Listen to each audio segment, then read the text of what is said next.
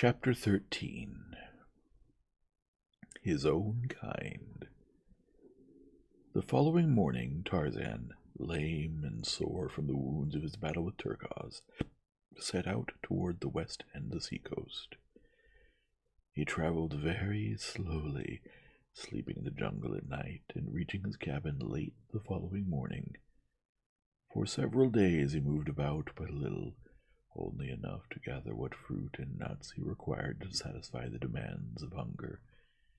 In 10 days he was quite sound again, except for a terrible half-healed scar, which, starting above his left eye, ran across the top of his head, ending at the right ear. It was the mark left by Turcos when he had torn the scalp away. During his convalescence, Tarzan tried to fashion a mantle from the skin of Sabor, which had lain all this time in the cabin. But he found the hide had dried as stiff as a board, and as he knew naught of tanning, he was forced to abandon his cherished plan. Then he determined to filch what few garments he could from one of the black men of Mbonga's village, for Tarzan of the Apes had decided to mark his evolution from the lower orders in every possible manner, and nothing seemed to him a more distinguishing badge of manhood than ornaments and clothing. To this end, therefore, he collected the various arm and leg ornaments he had taken from the black warriors who had succumbed to his swift and silent noose, and donned them all after the way he had seen them worn. About his neck hung the golden chain from which depended the diamond-encrusted locket of his mother, the Lady Alice. At his back was a quiver of arrows slung from a leathern shoulder-belt, another piece of loot from some vanquished warrior. About his waist was a belt of tiny strips of rawhide, fashioned by himself as a support for the homemade scabbard in which hung his father's hunting knife. The long bow, which had been Kulonga's, hung over his left shoulder. The young Lord Greystoke was indeed a strange and warlike figure, his mass of black hair falling to his shoulders behind, and cut with his hunting knife to a rude bang upon his forehead, that it might not fall before his eyes.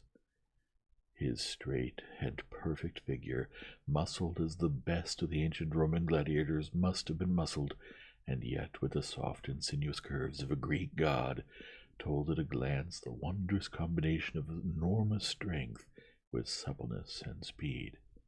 A personification was Tarzan of the Apes, of the primitive man, the warrior, the hunter.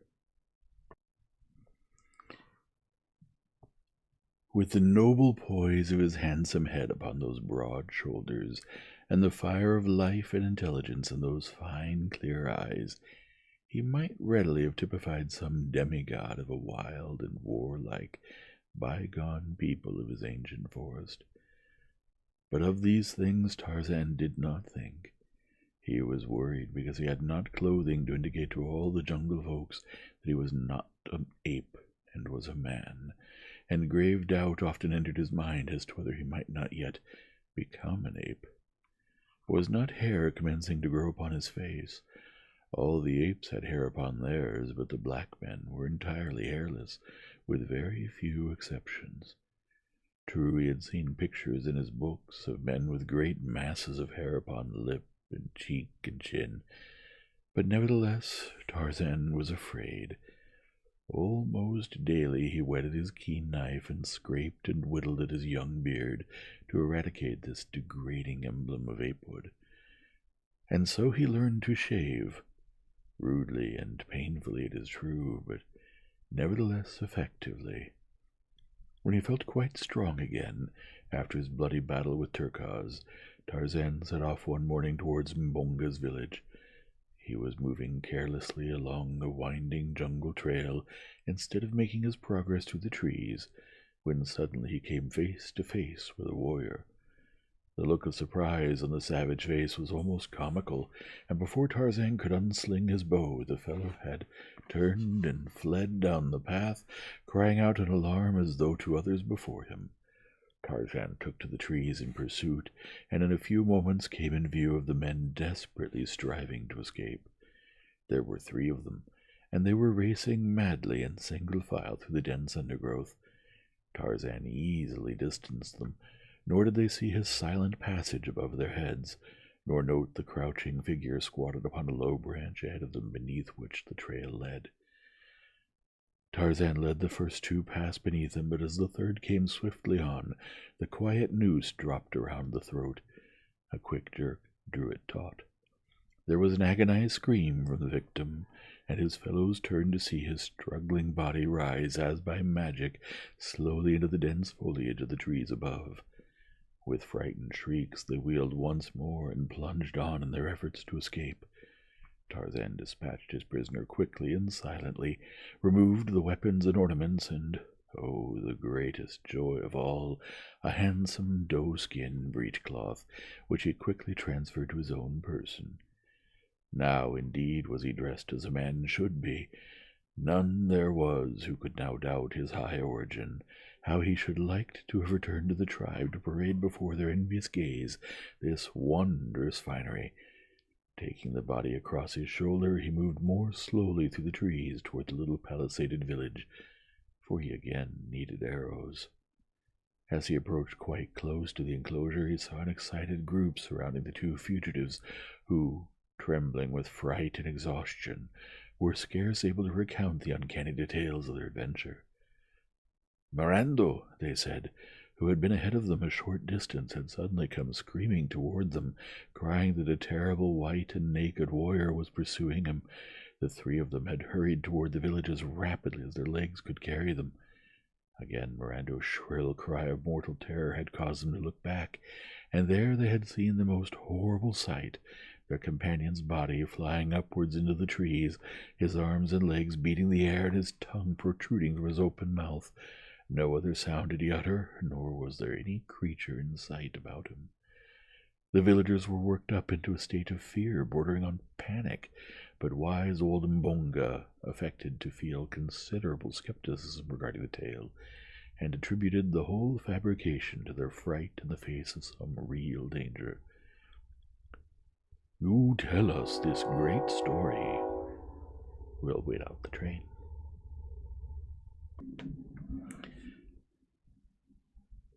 Restarting the paragraph.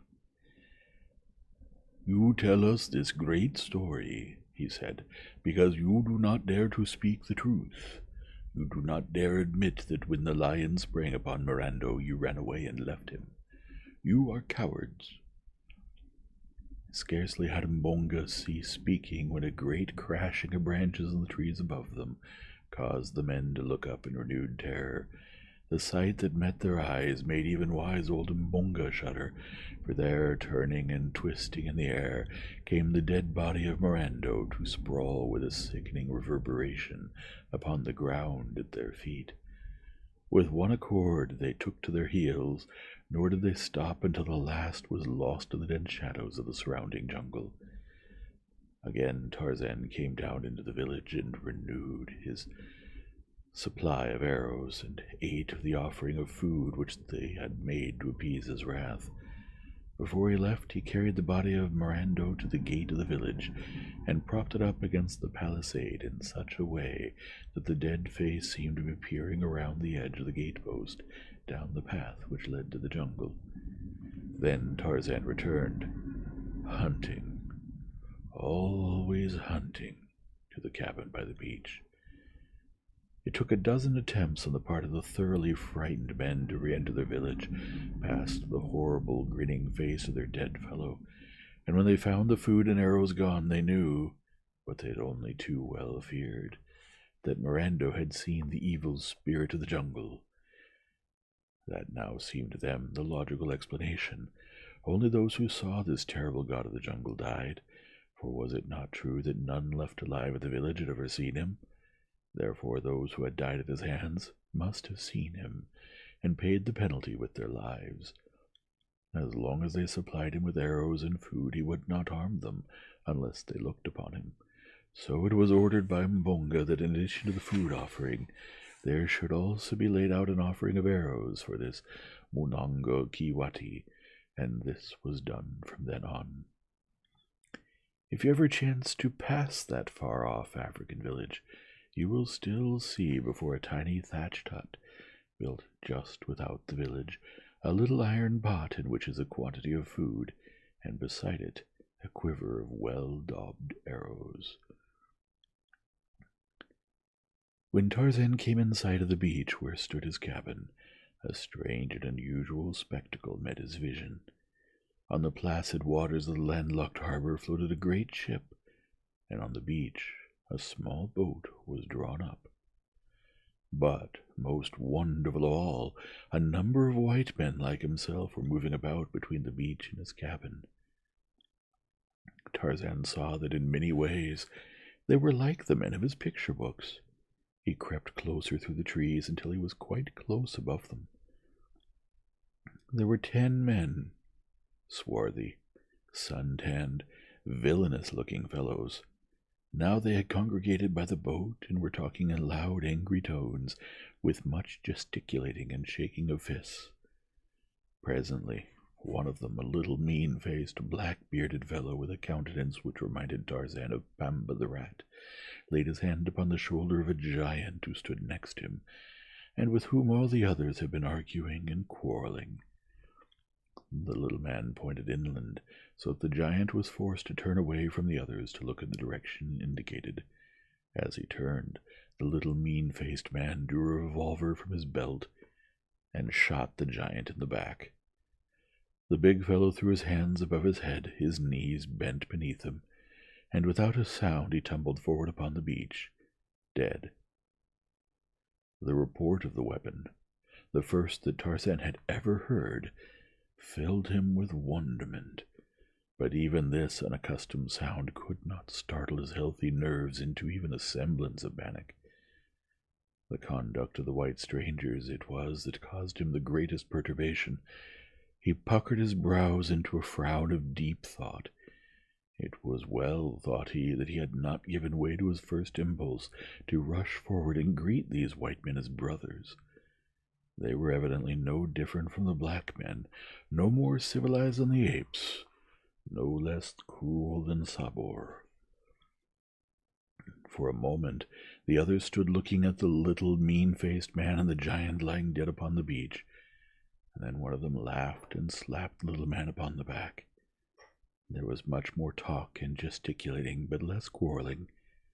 Presently they launched the boat, and all jumped into it and rowed away toward the great ship, where Tarzan could see other figures moving about upon the deck. When they had clambered aboard, Tarzan dropped to earth behind a great tree and crept to his cabin, keeping it always between himself and the ship. Slipping in at the door, he found that everything had been ransacked. His books and pencils strewed the floor. His weapons and shields and other little stored treasures were littered about.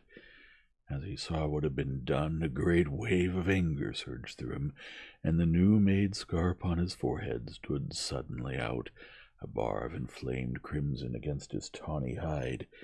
Quickly he ran to the cupboard and searched in the far recess of the lower shelf.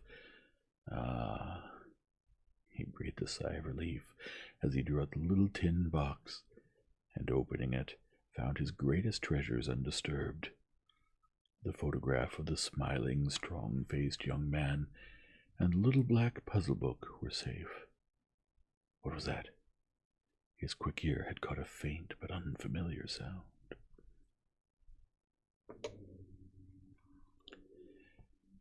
Running to the window, Tarzan looked toward the harbor, and there he saw that a boat was being lowered from the great ship beside the one already in the water. Soon he saw many people clambering over the sides of the larger vessel and dropping into the boats. They were coming back in full force. For a moment longer Tarzan watched while a number of boxes and bundles were lowered into the waiting boats. Then, as they shoved off from the ship's side, the ape-man snatched up a piece of paper, and with a pencil printed on it for a few moments until it bore several lines of strong, well-made, almost letter-perfect characters. This notice he stuck upon the door with a small, sharp splinter of wood. Then, gathering up his precious tin box, his arrows, and as many bows and spears as he could carry, he hastened through the door and disappeared into the forest. When the two boats were beached upon the silvery sand, it was a strange assortment of humanity that clambered ashore. Some 20 souls in all there were, 15 of them rough and villainous-appearing seamen. The others of the party were of different stamp. One was an elderly man, with white hair and large-rimmed spectacles. His slightly stooped shoulders were draped in an ill-fitting, though immaculate frock-coat, and a shiny silk hat added to the incongruity of his garb in an African jungle. The second member of the party to land was a tall young man in white ducks, while directly behind came another elderly man with a very high forehead and a fussy, excitable manner. After these came a huge negress, clothed like Solomon as to colors. Her great eyes rolled in evident terror, first toward the jungle, and then toward the cursing band of sailors who were removing the bales into boxes from the boats. The last member of the party to disembark was a girl of about 19, and it was the young man who stood at the boat's bow to lift her high and dry upon her land. You know what? We're going to redo this section. Backing up several paragraphs. The others of the party were of different stamp. One was an elderly man with white hair and large-rimmed spectacles. His slightly stooped shoulders were draped in an ill-fitting, though immaculate frock-coat, and a shiny silk hat added to the incongruity of his garb in an African jungle. The second member of the party to land was a tall young man in white ducks, while directly behind came another elderly man with a very high forehead and a fussy, excitable manner. After these came a huge negress, clothed like Solomon as to colors. Her great eyes rolled in evident terror, first toward the jungle and then toward the cursing band of sailors who were removing the bales into boxes from the boats. The last member of the party to disembark was a girl of about 19, and it was the young man who stood at the boat's bow to lift her high and dry upon land. She gave him a brave and pretty smile of thanks, but no words passed between them. In silence the party advanced toward the cabin. It was evident that whatever their intentions, all had been decided upon before they left the ship, and so they came to the door, the sailors carrying the boxes and bales, followed by the 5 who were of so different a class. The men put down their burdens, and then one caught sight of the notice which Tarzan had posted. "Ho, mates!" he cried. "What's here? This sign was not posted an hour ago, or I'll eat a cook." The others gathered about, craning their necks over the shoulders of those before them, but as few of them could read at all, and then only after the most laborious fashion, one finally turned to the little old man with the top hat and frock-coat. "Hi, Professor," he called. "Step forward and read the bloomin' notice." Thus addressed, the old man came slowly to where the sailors stood, followed by the other members of his party. Adjusting his spectacles, he looked for a moment at the placard, and then, turning away, strolled off, muttering to himself, "Most remarkable, most remarkable."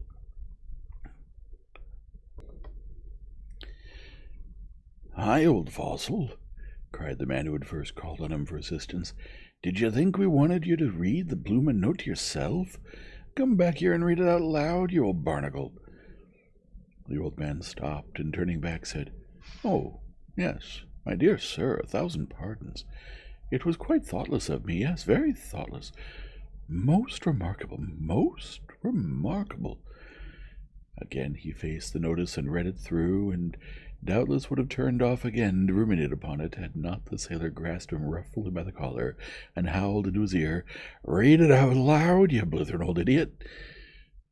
Yes, indeed, replied the professor softly, and adjusting his spectacles once more he read aloud. "This is the house of Tarzan, the killer of beasts and many black men. Do not harm the things which are Tarzan's. Tarzan watches. Tarzan of the Apes." "Who the devil is Tarzan?" cried the sailor who had before spoken. "He evidently speaks English," said the young man. "But what does Tarzan of the Apes mean?" cried the girl. "I do not know, Miss Porter," replied the young man, "unless we have discovered a runaway simian from the London Zoo who has brought back a European education to his jungle home. What do you make of it, Professor Porter?" he added, turning to the old man. Professor Archimedes Q. Porter adjusted his spectacles. Yes, indeed.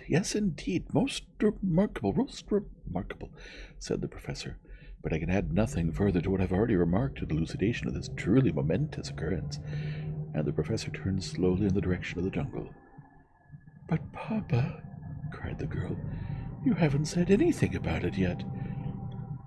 "Tut, child, tut," responded Professor Porter, in a kindly and indulgent tone. "Do not trouble your pretty head with such weighty and abstruse problems." And again he wandered slowly off in still another direction, his eyes bent upon the ground at his feet, his hands clasped behind him beneath the flowing tails of his coat. "I reckon the daffy old bounder don't know no more'n we do about it," growled the rat-faced sailor. "Keep a civil tongue in your head," cried the young man, his face paling in anger at the insulting tone of the sailor. "You've murdered our officers and robbed us. We are absolutely in your power, but you'll treat Professor Porter and Miss Porter with respect, or I'll break that vile neck of yours with my bare hands, guns or no guns." The young fellow stepped so close to the rat-faced sailor that the latter, though he bore 2 revolvers and a villainous-looking knife in his belt, slunk back, abashed. "You damn coward!" cried the young man. "You'd never dare shoot a man until his back was turned. You don't dare shoot me even then." And he deliberately turned his back full upon the sailor and walked nonchalantly away, as if to put him to the test. The sailor's hand crept slyly to the butt of one of his revolvers. His wicked eyes glared vengefully at the retreating form of the young Englishman. The gaze of his fellows was upon him, but still he hesitated. At heart he was even a greater coward than Mr. William Cecil Clayton had imagined. 2 keen eyes had watched every move of the party from the foliage of a nearby tree. Tarzan had seen the surprise caused by his notice, and while he could understand nothing of the spoken language of these strange people, their gestures and facial expressions told him much. The act of the little rat-faced sailor in killing one of his comrades had aroused a strong dislike in Tarzan, and now that he saw him quarreling with a fine-looking young man, his animosity was still further stirred. Tarzan had never seen the effects of a firearm before, though his books had taught him something of them, but when he saw the rat-faced one fingering the butt of his revolver, he thought of the scene he had witnessed so short a time before, and naturally expected to see the young man murdered as had been the huge sailor earlier in the day. So Tarzan fitted a poisoned arrow to his bow, and drew a bead upon the rat-faced sailor. But the foliage was so thick that he soon saw the arrow would be deflected by the leaves of some small branch, and instead he launched a heavy spear from his lofty perch. Clayton had taken but a dozen steps. The rat-faced sailor had half drawn his revolver. The other sailors stood watching the scene intently. Professor Porter had already disappeared into the jungle, whither he was being followed by the fussy Samuel T. Philander, his secretary and assistant. Esmeralda, the negress, was busy sorting her mistress' baggage from the pile of bales and boxes beside the cabin, and Miss Porter had turned away to follow Clayton when something caused her to turn again toward the sailor. And then 3 things happened almost simultaneously. The sailor jerked out his weapon and leveled it at Clayton's back. Miss Porter screamed a warning, and a long metal-shod spear shot like a bolt from above and passed entirely through the right shoulder of the rat-faced man. The revolver exploded harmlessly in the air, and the seaman crumpled up with a scream of pain and terror. Clayton turned and rushed back toward the scene. The sailors stood in a frightened group with drawn weapons, peering into the jungle. The wounded man writhed and shrieked upon the ground. Clayton, unseen by any, picked up the fallen revolver and slipped it inside his shirt. Then he joined the sailors in gazing, mystified, into the jungle. "Who could it have been?" whispered Jane Porter. and the young man turned to see her standing wide-eyed and wondering close beside him. "I dare say Tarzan of the Apes is watching us all right," he answered in a dubious tone. "I wonder now who that spear was intended for. If for Snipes, then our ape friend is a friend indeed." "By Jove, where are your father and Mr. Philander? There's someone or something in that jungle, and it's armed, whatever it is." "Oh, Professor! Mr. Philander!" young Clayton shouted. There was no response.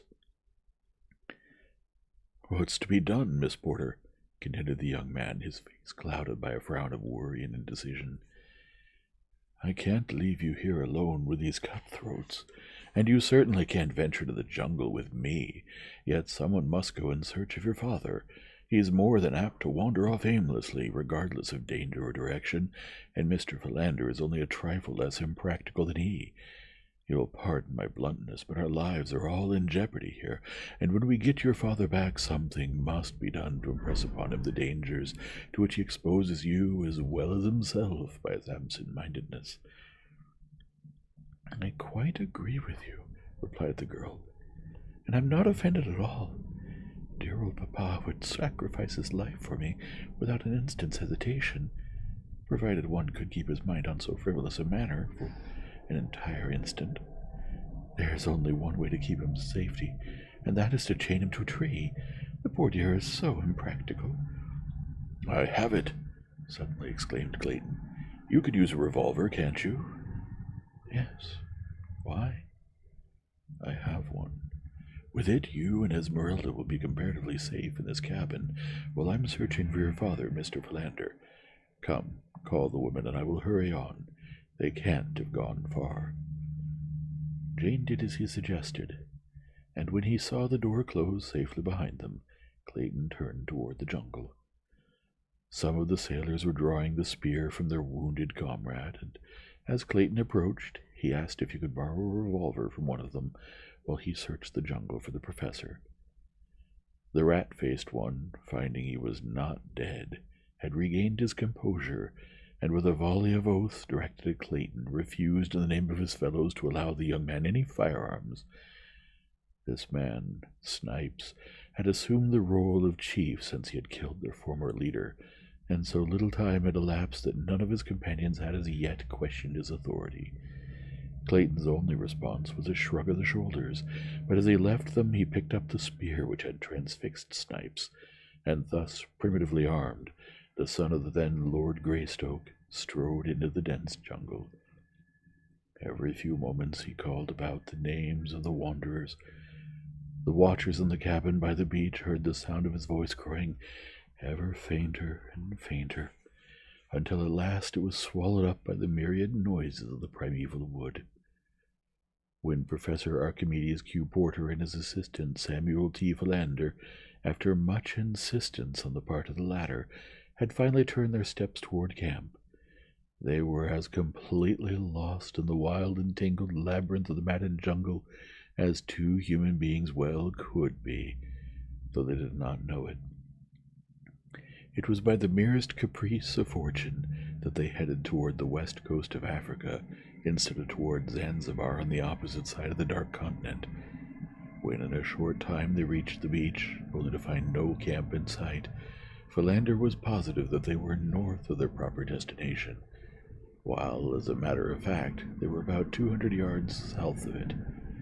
It never occurred to either of these impractical theorists to call aloud on the chance of attracting their friend's attention.